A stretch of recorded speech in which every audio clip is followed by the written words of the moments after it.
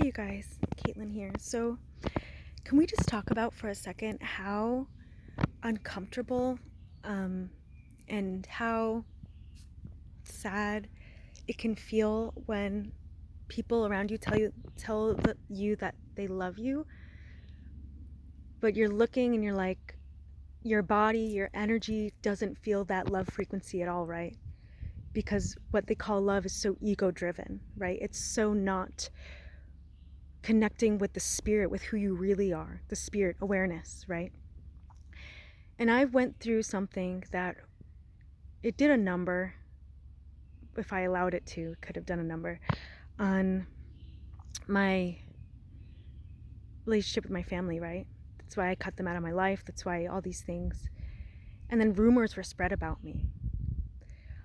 And in the time I needed someone the most, they were more worried with my appearance and how I looked, rather than like being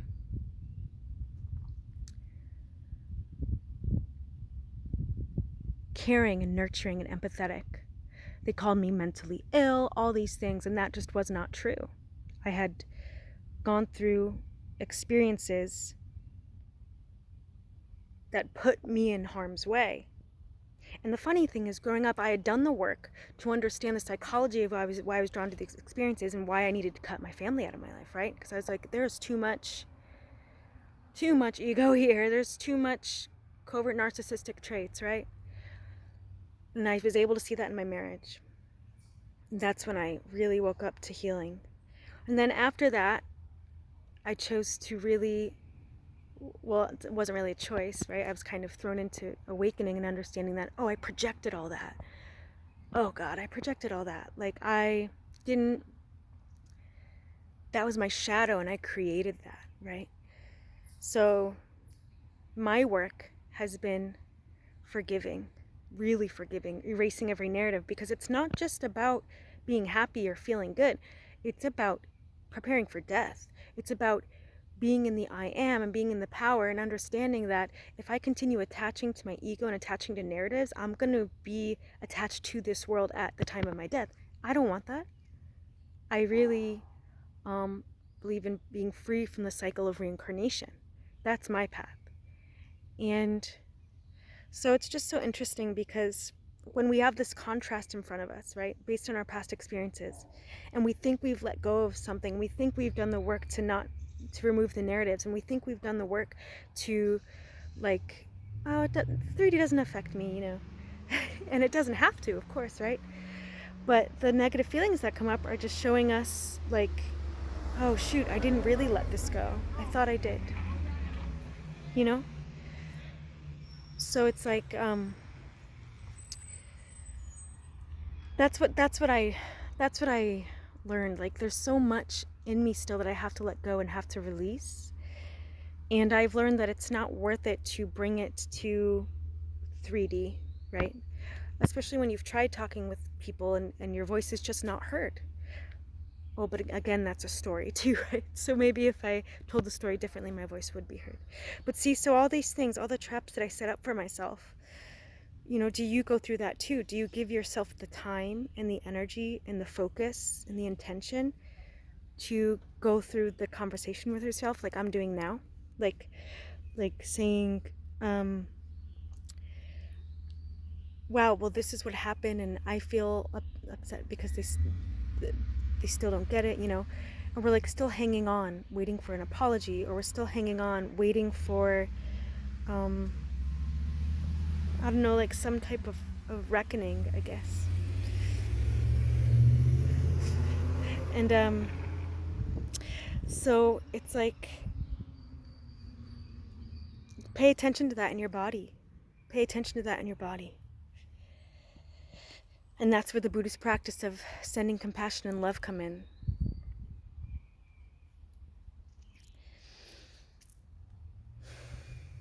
So all the anger and all the angst I feel, like I send compassion and love to myself.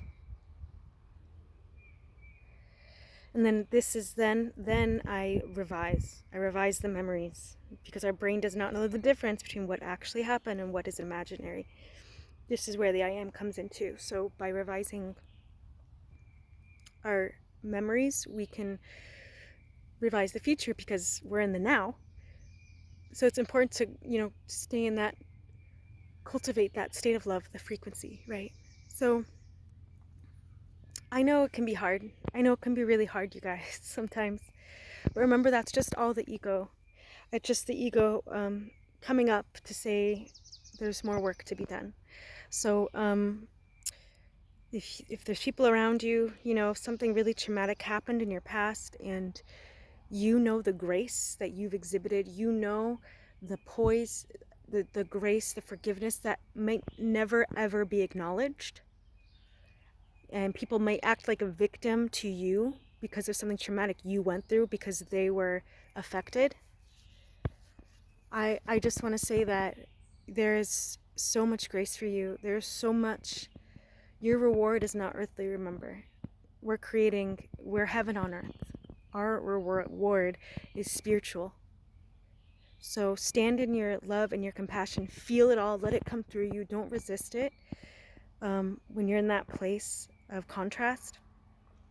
But then remember who you are. And, remember that nothing actually changes. No matter what you're feeling, no matter what pops up from the ego. It's just that I don't want to call it a test. That will always happen with the flesh. It's gonna see, is she really, am I really at this vibration? And things will come up to almost not try to pull you down, but it's just the old vibration still being there. The last remnants of the lower frequencies that you didn't let go of, right? Even when you really know I did the work to forgive. I changed the narratives. I did revise. Well, good. So keep doing it. Keep doing it. And then be love even more so. Be forgiving even more so. Be grace even more so. And let go. All right. Well, I know this helps someone. And I appreciate you being here.